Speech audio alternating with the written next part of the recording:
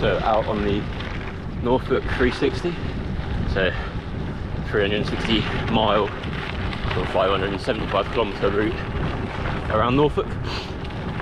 So we'll start from a kind of village hall central location like headquarters, so in Claxton, over in sort of towards east of Norfolk, and then 4 different loops that will head out from there. So on the first loop at the moment, started off really misty, but meant to get a lot warmer into the end of the day.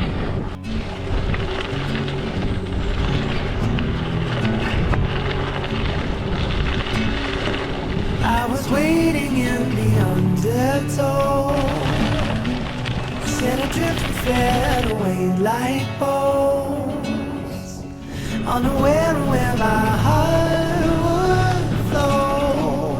I was waiting in the undertow. Can't touch the bottom, sit into a tumble, waves that shake me out of my skin. Never been so easy. Just past the turnaround point for the first loop, so about 95k.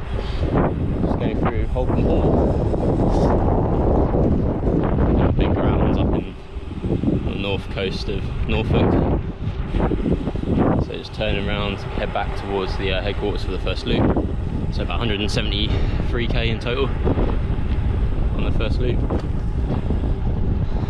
And then they get a little bit shorter, the routes after that, but this first one's nice and long.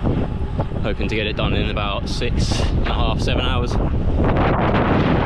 Stopping food and stuff. And then out again on the next loop, down south towards Thetford.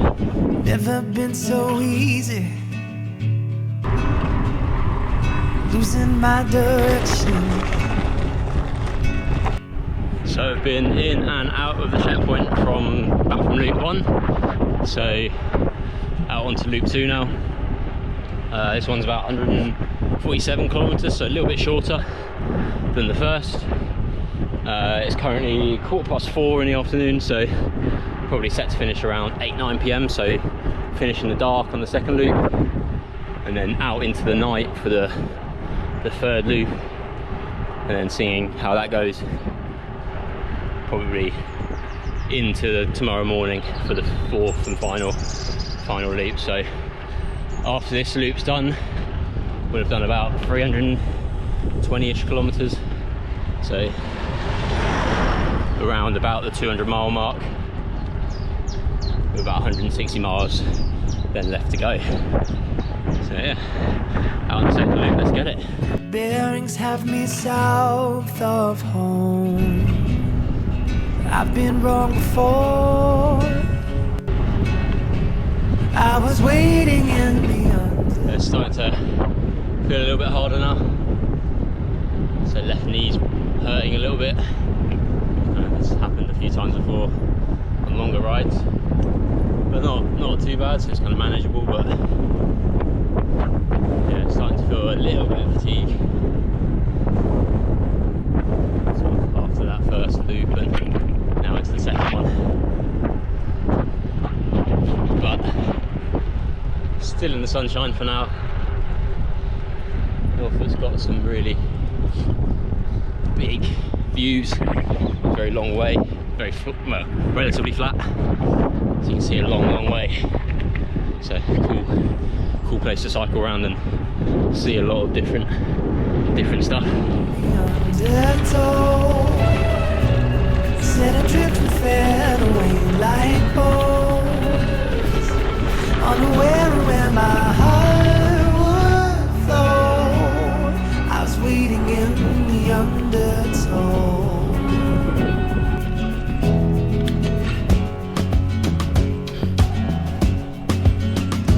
And the water feels like a friend I've not seen.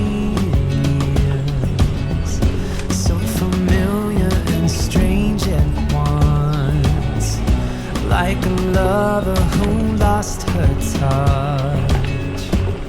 At first I was hesitant, now it's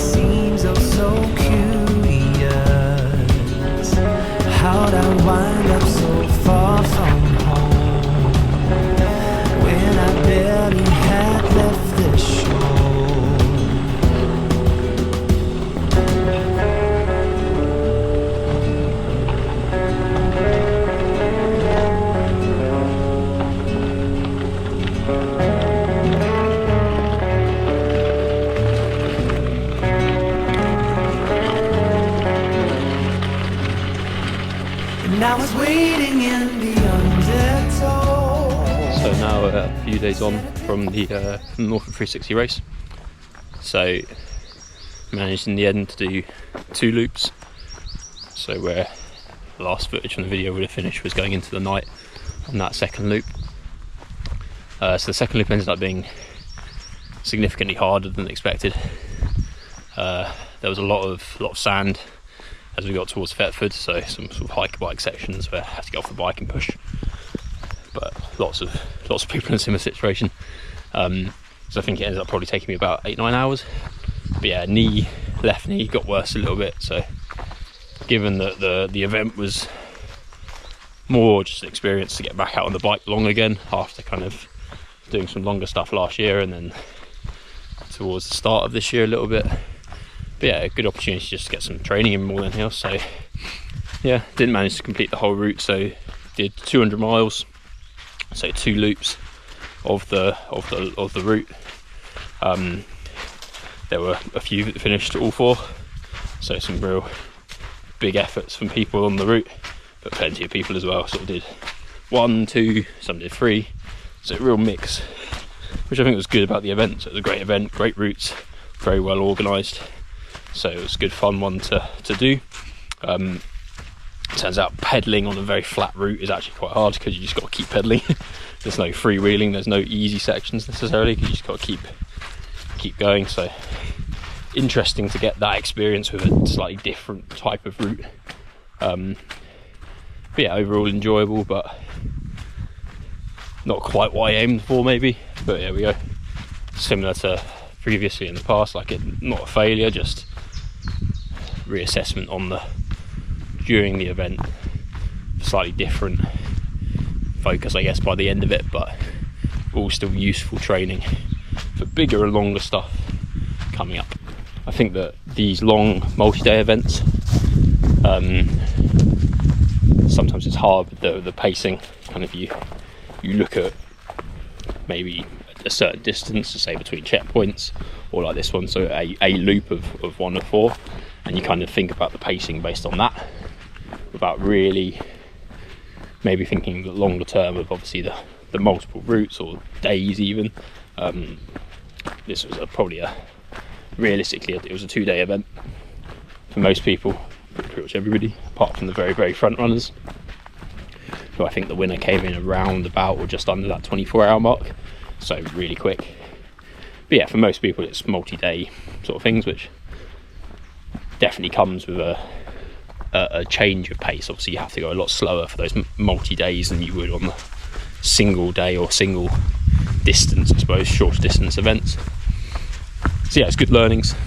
Got some longer races coming up that will end up be 2-3 days, so good learnings for that.